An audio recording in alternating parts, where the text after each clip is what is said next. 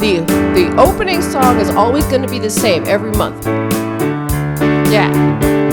I love myself so much that I can love you so much, that you can love you so much, that you can start loving me.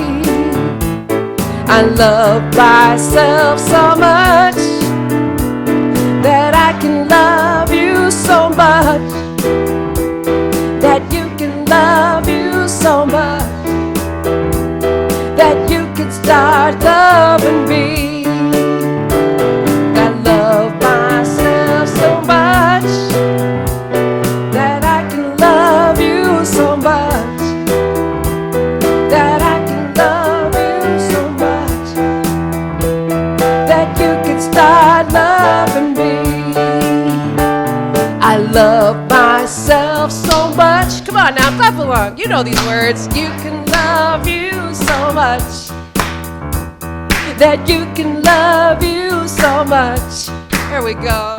That you can start loving me. Now tell your neighbor, I love myself so much that I can love you so much, that you can love you so much, that you can start loving me. I love myself so much that I can love you so much, that you can love you so much, that you can start loving me.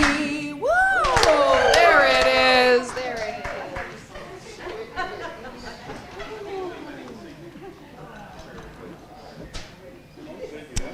Good morning. If you're following your program, I'm Kay Yules. This is not a moment of silence. I will be talking. Just in case you were wondering. I am your trustee on duty today, and on behalf of Reverend Donna Maurer and the Board of Trustees, I am privileged to welcome you here to the Sonoran Desert Center for Spiritual Living. Woohoo! I like the cheering section. Whoever you are and wherever you are on your spiritual journey, you're welcome here. Here you will be validated, supported, and encouraged to be all that you are meant to be. Our vision statement is love in action every day in every way. We express this love by learning and living the principles of the science of mind, which you will find on our Declaration of Principles at the back of your program. Please join me now in reading them. I believe there is an infinite intelligence operating throughout the universe. I believe this intelligent power is only good. I believe this intelligence expresses as me. I believe through my conscious use of this power, I create my life as happy, healthy, and complete. And so it is. Do we have any first-time people that would like to introduce themselves? Please, please. Jay, nice to meet you. Are you from Green Valley? Nice to have you here. Anybody else? Okay. We hope that you stay after and get to know us, and obviously we are glad you're here. We hope that you come back again and again. I would like to thank all the people who made this Sunday celebration possible. And first of all, that's you sitting in those chairs. You know, if we didn't all come here, it just wouldn't be the same. And thank you to the ones who make sure everything is set up for this gathering. Please direct your attention now to the announcements that are at the back of or inside your bulletin. If you're watching us online, please visit cslaz.org for the announcements and our events calendar.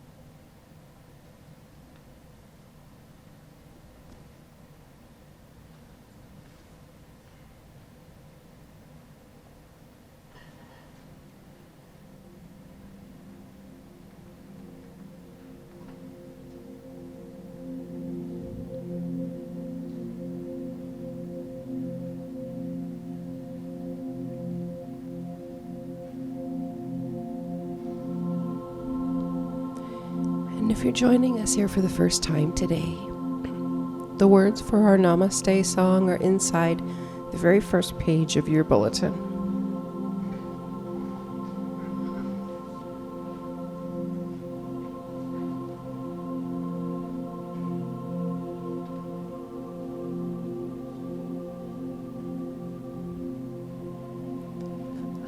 The God in me beholds the God in you.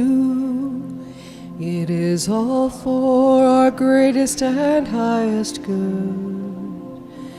The God in me beholds the God in you, and you and I are one. Namaste. The God in me beholds the God in you. It is all for our greatest and highest good. The God in me beholds the God in you, and you and I are one. Namaste. Namaste. Good morning. First thing I'd like to do is light this candle so I don't forget. It represents that divine light that lives inside each one of us and shines out of each one of us.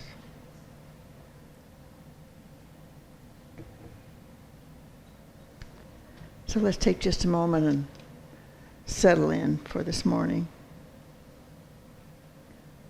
So we know we are a part of that one divine energy that lives and moves and has its being in each one of us. We celebrate this day, this Father's Day. And we know that all is well. We endure the heat with a smile, for it will soon be gone, we hope. So all is well in our world. We say thank you for everything, as we say together, and so it is. You know, about 4 days ago, about four or 5 days ago, I watched the life and times of Mary Tyler Moore, and because my father was involved in the production of that. And it was really interesting because I had that connection. So we were right down to the end of it. Mary Tyler Moore show celebrated 7 years, and I think she stopped it herself. And there on the screen flashed, I'm going to cry, William T. Klein, Director of Photography. I mean, I froze the screen and ran over and took 2 pictures of it with my phone. So it was just wonderful, and it brought him back close to me, and I've been thinking about him ever since. So isn't it interesting how things come up that remind us of our fathers? So I had a good one. I wasn't very close when I was a child because my parents were divorced. And my mother occasionally would say, wipe that look off your face, you look just like your father. So when I grew up, I lived fairly close to him, and we got really close. So I had many years of closeness with my dad, and I give thanks for that always. So I love Science of Mind magazines. If you haven't started buying one each month, please do, because they fill your days with just the right words that lead you into happy days, good days. So this is one, I think it was on the 3rd or 4th. It's called The Wonder of Touch. She's writing this, but it's kind of like for me too. There is no need to feel that one should forego any beneficial pleasure or joy in living. That's Ernest Holmes. That's at the top of the page. The wonder of touch is something I forget. With our social distance training over the past few years, we all forget. Sometimes I absent-mindedly run my fingers over my hair, I do that. Squeeze a tired neck, or hold a perfectly cold orange in my hand without noticing. If I pay attention, this sensational gift of touch is a powerful tool for my self-care, our self-care. We tenderly care for plants, animals, and other people, especially babies. We intuitively know that touch is healing and expresses love. Even so, we often forget to apply it to ourselves. We forget to ask for what we need. We forget to indulge in massages or pedicures if our life and preferences allow the time and expense. On the other hand, it costs nothing to lie in the grass, if you can find any here, or float in water, letting blades tickle or water caress. My mate's primary love language is touch. We took the test from the book called The 5 Love Languages by Gary Chapman. I remember that book and I was really impressed by it. So if you can find it on Amazon or anywhere else, get a copy. It's really worth the read. Since I know of this law about her, let's see, am I going? My mate's primary love language, okay. Since I know of this about her, I reach out for her hand and touch her back when we are sitting near, because these are words she can hear that fill her heart. Touch is also emotional. Do we let ourselves be touched by what we see, hear, or feel?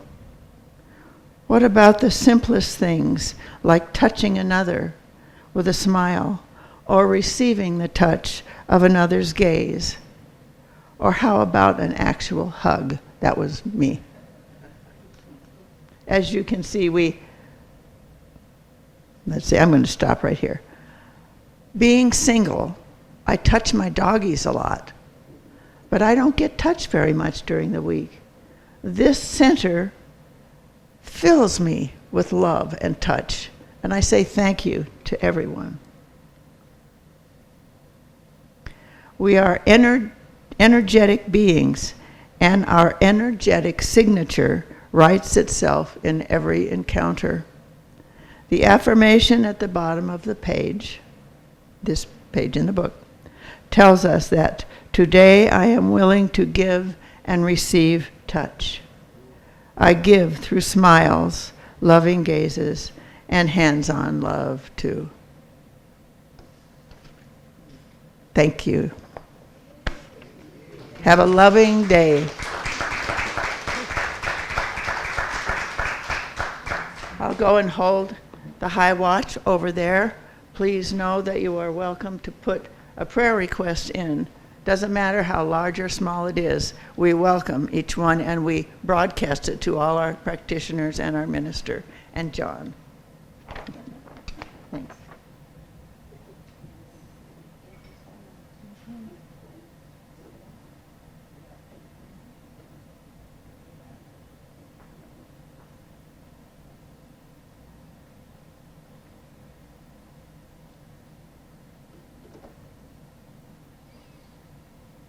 Usually for Father's Day, I have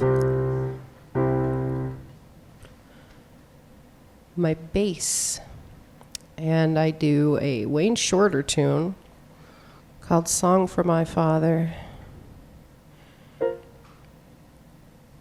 During the 2020 time, which we hope that we'll never speak of again, but we always will. I did that on live streams, and I was so excited because, you know, my dad is a person who doesn't like to go anywhere anyway. Can any of the other dads relate? No, you all just go do your thing. I'll just be here tinkering around. And that's him. But during that time with the live streaming, we got to commune in that moment. instead of just sitting on the phone, and I'm sitting there trying to pick the song out on my bass, it got to experience it. And when I think of my dad, I think of the instruments that he plays, which are many and vast and varied. Violin is his first love. And when he gets on the guitar, his two go-tos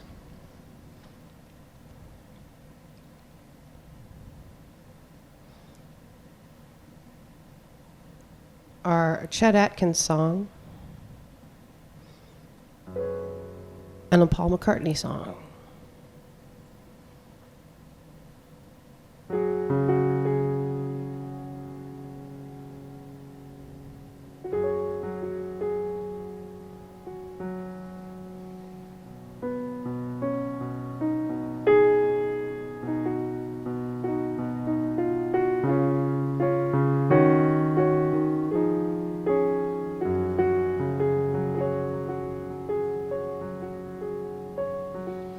Blackbird singing in the dead of night.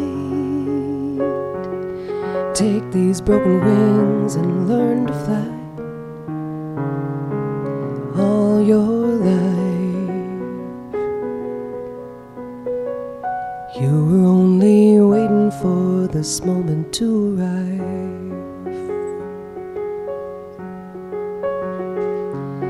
Blackbird fly. Blackbird fly into the light of the cold dark night. Blackbird singing in the dead of night. Take these broken wings and learn to see. All your life you were only waiting for this moment to be free.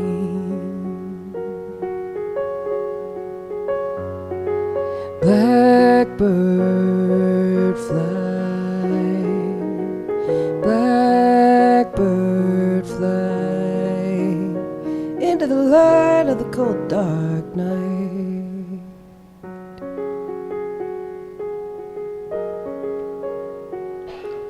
Blackbird singing in the dead of night. Take these broken wings and learn to fly. All your life you were only waiting for this moment to arrive. You were only waiting for this moment to rise. You were only waiting for this moment to rise.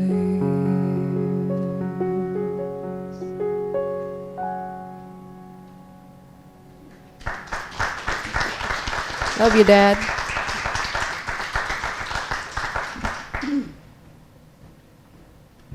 Thank you, Heather.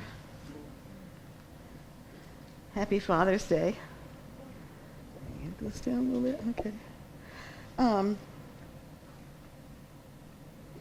And for all of the dads in the audience, I hope that you have a beautiful day, and we thank you for the role that you've played in our lives, all the dads, all the male figures.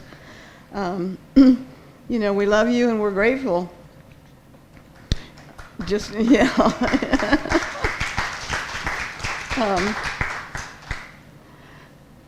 Kind of sentimental about dads today, and my dad has been gone many years. But I remember, I grew up fishing. My dad took me fishing. That was our bond. And I can remember it was often just the two of us gliding gently in a boat early in the morning, so you could see the vapors rising up off the lake, and you could hear the cracks of like deer stepping on twigs in the woods. You couldn't see them, but you knew they were there. And as I said in the E! News, my dad never talked other than for necessary directions. So what I found, as I look back on it, these outings were a form of meditation for both of us, that we didn't have a word for it at the time. And I do believe that those times together began my spiritual journey, because there was such connection not only with my dad, but with all of nature, and something so beautiful about that silence. John, on the other hand, Never mind. he never stops talking. The first time I went fishing with him, he's talking and talking and talking, and finally he could see that I was getting a little bit irritated, so he stopped talking to me and he started talking to the fish, the lake, the tackle box. I mean,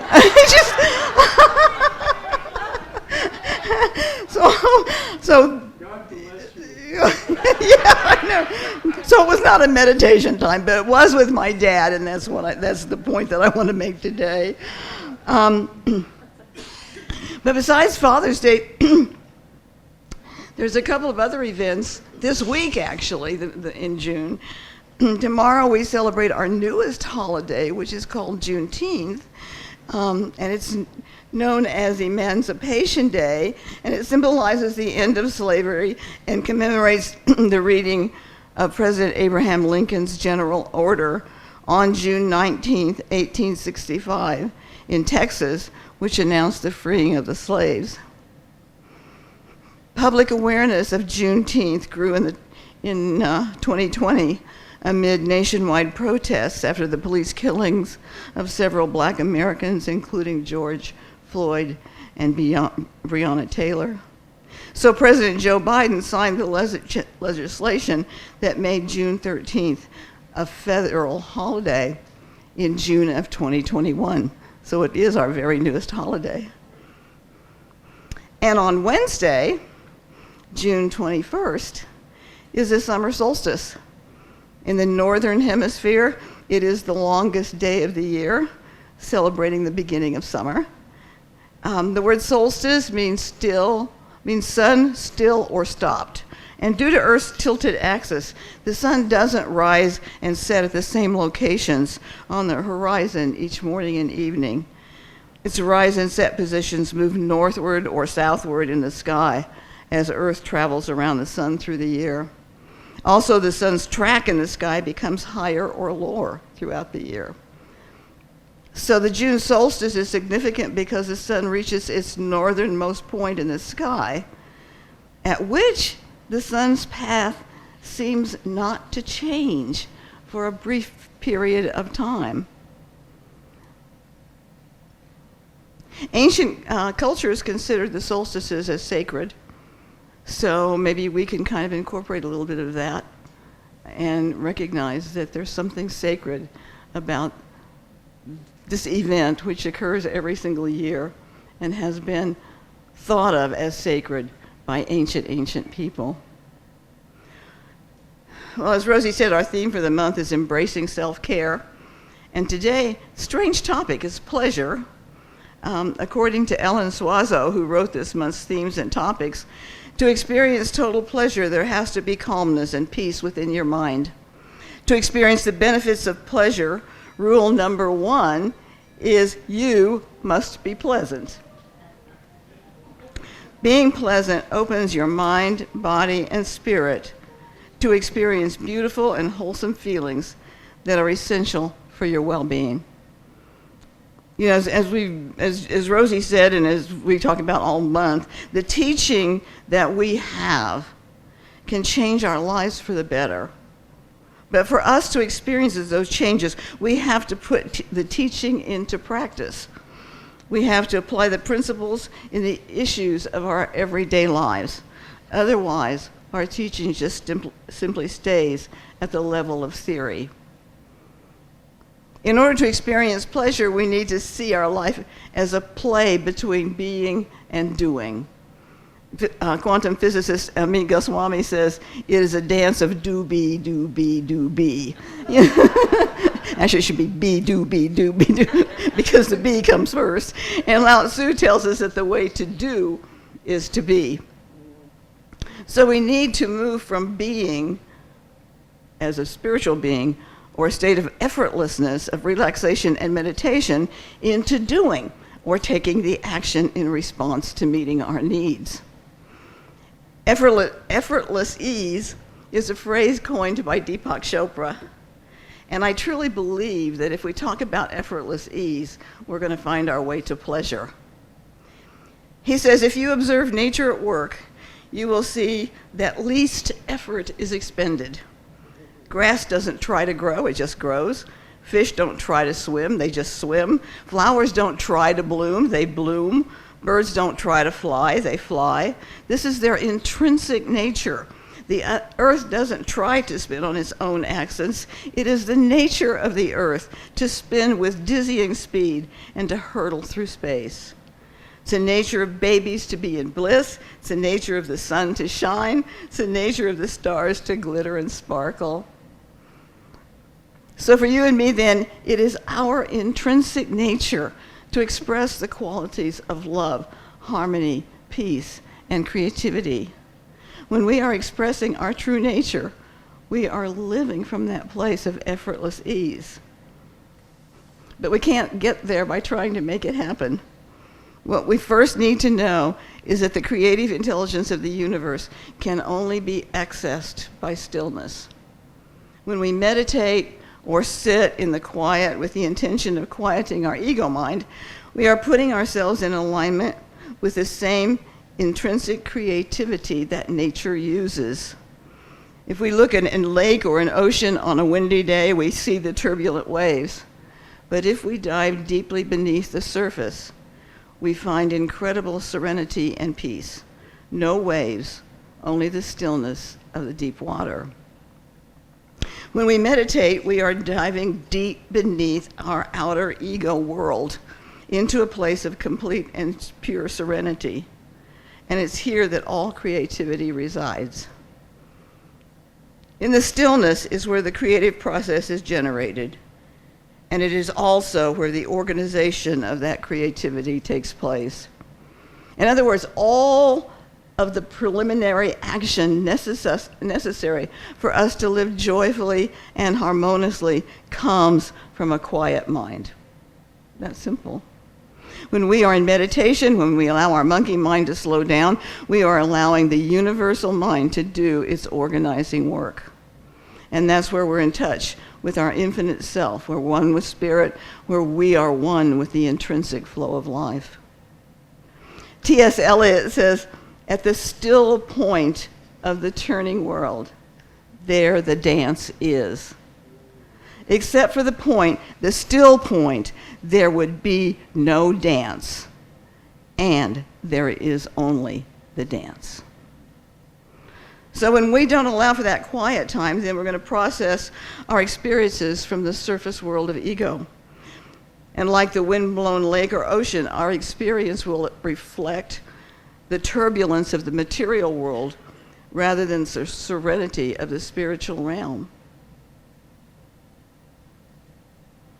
Meditation, no matter how we practice it, allows us to let go and let spirit love us, which is its intrinsic nature. And as we feel that infinite love, we are able to express it as we move into our world of affairs with our own unique and wonderful dance. This is what we mean by let go and let God. We let go of all the ways we think things should be, all of the things we think we should be doing, and simply become an open and receptive vehicle through which universal mind can operate without hindrance. And Deepak Chopra says, attention to the ego consumes the greatest amount of energy. God, we know that, don't we? When our internal reference point is the ego, when we seek power and control over other people or seek approval from others, we spend energy in a wasteful way. He also says that when our internal reference point is our spirit, then we have harnessed the power of love, and the creative energy of the universe then begins to express that love as us and through us. When we are not coming from ego, but coming from spirit, we are immune to criticism and unafraid of any challenge, and can move about in our world with ease, grace, confidence, and joy. And I think that's the true experience of pleasure. Deepak tells us that there's 3 components to this law of least effort. 3 things that we can do to put this principle of do less and accomplish more into action. There are acceptance, responsibility, and defenselessness. So we're going to look at acceptance. Deepak Chopra says acceptance simply means that you make a commitment. Today I will accept people, situations, circumstances, and events as they occur. This means I will know that this moment is as it should be, because the whole universe is as it should be. This moment, the one you're experiencing right now, is a culmination of all the moments you have experienced in the past. This moment is as it is, because the entire universe is as it is. So what we are accepting then is the present moment. And it's an important point, because he's not telling us to give up, because what is happening now will be happening the rest of our life. I had a friend who was on oxygen, and she said, but if I just give up, I'll be on oxygen forever. But if we struggle against what's happening now, we are struggling against the universe, and our future cannot change, because our resistance actually intensifies that which we do not want to experience. So the more we fight the oxygen, the more we're calling more oxygen necessary. You know, when John was young, he was swimming in the ocean when he caught a riptide. And as he tried to swim for shore, the ocean pushed back against him. And he realized what was happening and began to just flow with the riptide, just go with where it was taking him. And as he floated effortlessly along, the riptide finally expended its energy and deposited John gently on the shore, almost a mile away from where he began. Had he resisted what was happening, had he struggled against the current to get to shore, he could have lost his life. Acceptance of the present moment puts us in charge of universal power. Struggle or resistance keeps us in turmoil, and we cannot see the choices that we have.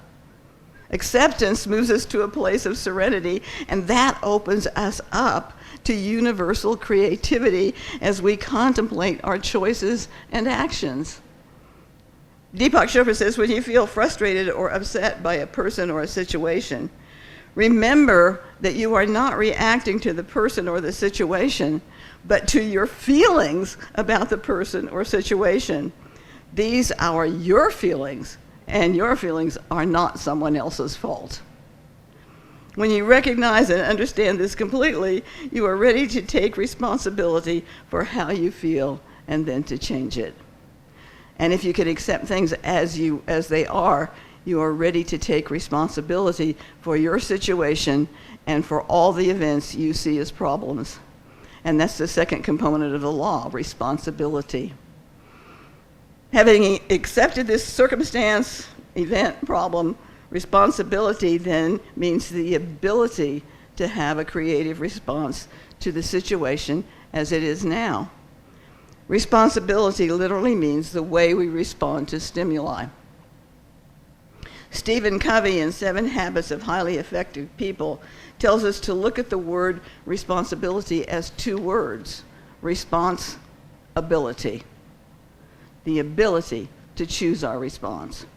Both he and Deepak tell us in taking responsibility, we do not blame circumstances, conditions, other people, or even and perhaps especially ourselves. Stephen Covey says, look at the weaknesses of others with compassion, not accusation.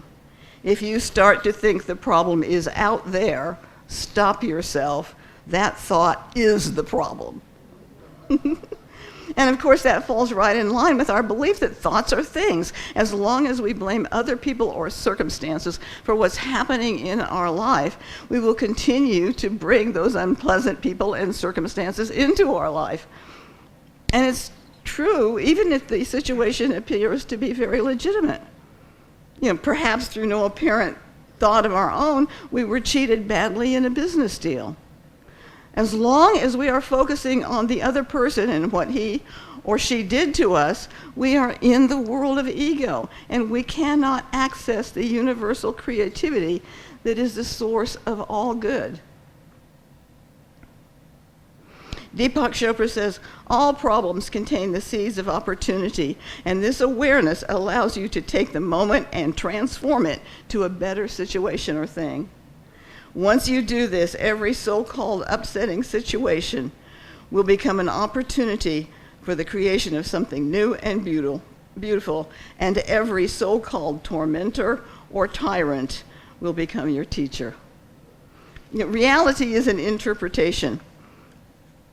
And if you choose to interpret reality in this way, you will have many teachers around you and many opportunities to evolve. Whenever confronted by a tyrant, tormentor, teacher, or friend, or foe, they all mean the same thing, remind yourself this moment is as it should be. There is a hidden meaning behind all events, and this hidden meaning is serving your own evolution. It might seem like an impossible task, but if we've taken time in the stillness to connect with that divine ground of creativity, and we've accepted the present moment as it is, then our ability to respond to that moment is infused with power, wisdom, and love that comes from an infinite source. And the third one is defenselessness. Deepak Chopra says the third component of the law of least effort is defenselessness, which means that your awareness is established in defenselessness, and you have relinquished the need to convince or persuade others of your point of view. Yeah. We just finished our class of living untethered, and one of the things that we came up with was the idea that if you're in a tug of war, if you let go, there's no more war, there's no more tug. We're in control of whether we want to hold on to the rope. If you observe people around you, you'll see that they spend 99% of their time defending their points of view. If you just relinquish the need to defend your point of view, you will, in that relinquishment, gain access to enormous amounts of energy that have been previously wasted. That doesn't mean that we don't have a point of view. In fact, I watched a video of Chopra where he says, all I am is a point of view. Reminds me of my friend Armand's song, It's all perception, so what's your perception of my perception? And that's the way we're living our lives, and we're fighting it because your perception isn't the same as mine, and it couldn't be unless you were born right next to me, unless you lived everything the way I lived it, unless you saw through my eyes every moment of the day. How could we not have different perceptions? So you can see how silly and useless defending a point of view can be. We have all experienced that time when we stopped being defensive with a spouse, a child, or coworker, and moved on to something else, only to find that because we dropped our defensiveness, the other party did too. Again, if we let go of the rope, what's the other one going to do? He's going to stand there and hold a rope.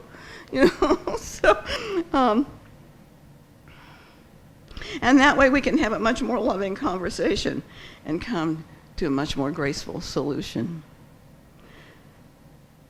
When we defend our point of view, we are cutting ourselves off from others' ways of seeing a situation. We are using our ego as our internal reference point, which means we are expending energy wastefully by seeking control, power, or approval of someone else. Defenselessness moves us into using spirit as our internal reference point where we have access to unlimited resources. 2 shoe salesmen went to Africa.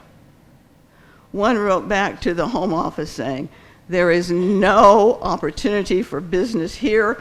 People here don't wear shoes."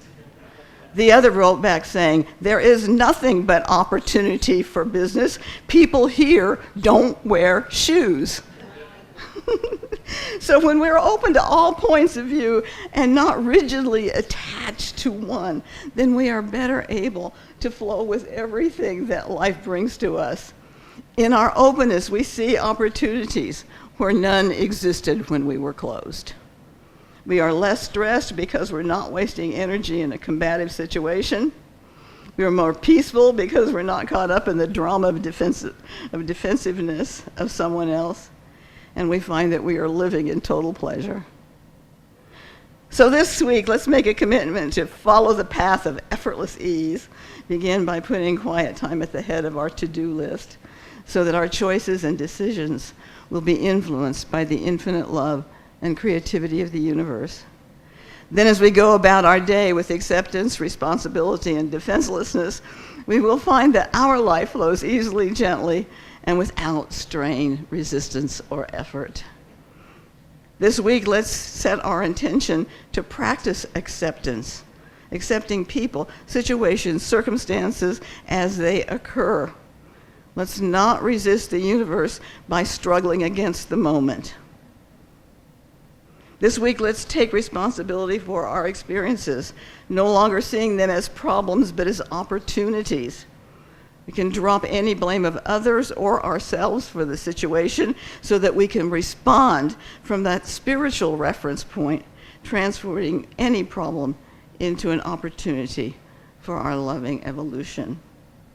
And our final assignment, let's relinquish our need to defend our point of view, knowing that from this defenselessness, we remain open to all points of view, and in that openness find new opportunities for our growth and unfoldment. When you and I let go and let God, we are practicing the principle of harmony and love. We follow nature's rhythm as we add our moves to the dance of the universe. And suddenly we find life's beauty, power, and magnificence flowing through us with effortless ease. Thank you. Namaste.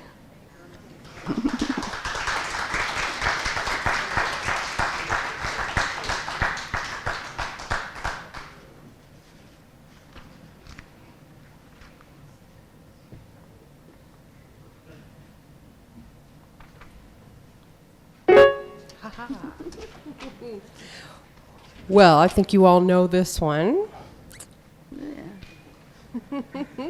I hear everybody's already. All right. You want to stand up? Woo, hoo, hoo, hoo.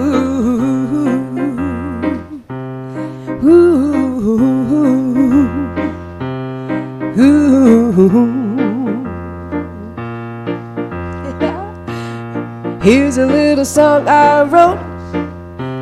You might want to sing it note for note. Don't worry, be happy. In every life we have some trouble. Don't worry, you make it double. Don't worry, be happy. Ain't got no place to lay your head. Someone came and took your bed. Don't worry, be happy. The landlord say your rent is late. You may have to litigate. Don't worry, be happy. Ain't got no cash, ain't got no style. I don't think that's true. Got no gal to make you smile. Don't worry, be happy. When you worry, your face will frown. and that will bring everybody down. Don't worry, be happy.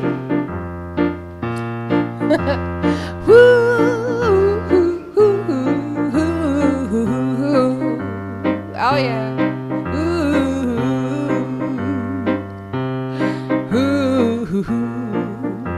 Come on over, I'll make you happy.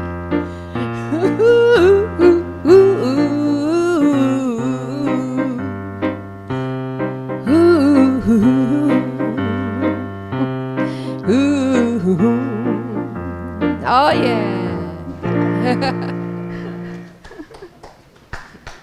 Yeah, I like that. Thank you. Thank you for thinking about it, you know. Makes me happy we don't have a hymnal.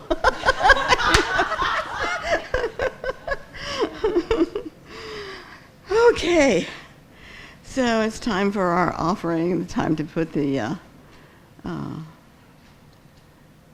law of divine circulation in process. What you give to us, we give out to the community, and it all comes back. And that's what's so absolutely beautiful. You can watch this, you can see it. So please join me in our offering affirmation on the left-hand side of our bulletin.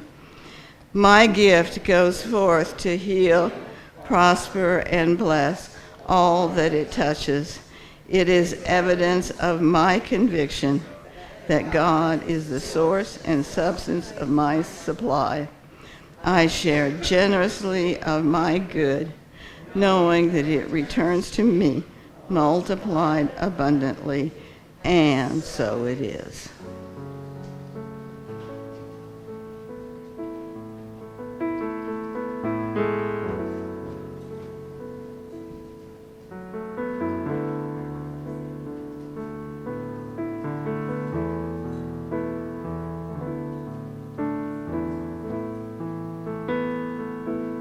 I am so blessed. I am so blessed. I am so grateful for all that I have. I am so blessed. I am so blessed. I am so grateful. I am so blessed. I am so blessed. I am so blessed. I am so grateful for all that I have. I am so blessed. I am so blessed. I am so grateful. I am so blessed.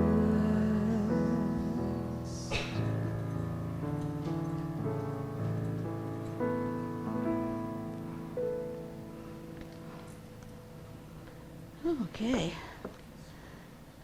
So please join us for refreshments, especially if this is your first time here. It gives us a chance to meet you and to get to know you a bit better and you to know us. I do want to mention, since we talked about the invitation for tomorrow morning, that Clark is in the audience today. So if you'd like to know more about Clark and more about what we're doing tomorrow morning, I don't think either one of us knows exactly what we're doing. But we've never done this before in the history of the church, having an honor guard, which includes a 21-gun salute. So,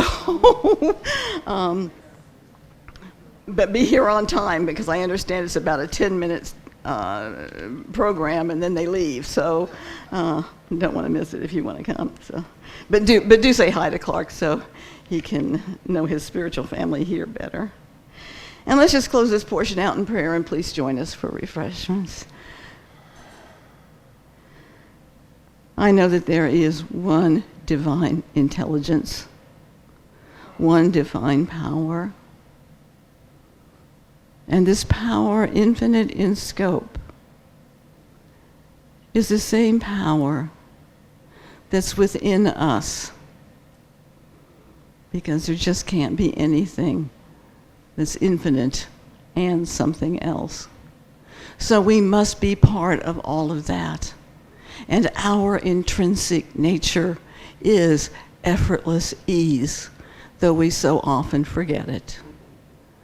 So I speak my word right now for anyone who's experiencing any kind of a challenge, and to know that the power of God exists within the middle of that.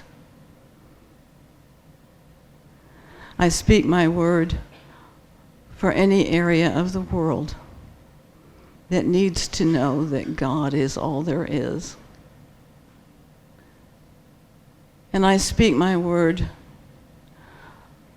for all Science of Mind churches and for this one here in Amato, as we make our little tiny claim to fame, and know that indeed we are blessed as we bless each other and the community. And so I release all this to Divine Mind as we say together, and so it is. Thank you so much. We stand and sing Stand.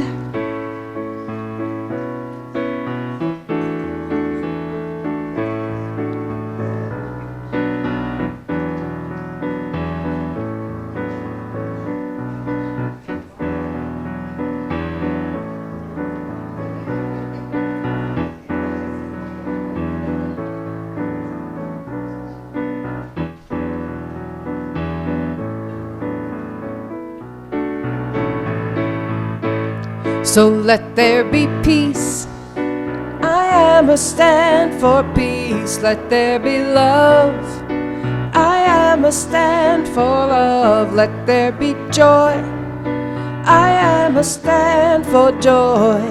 We are living a new world now. So let there be peace.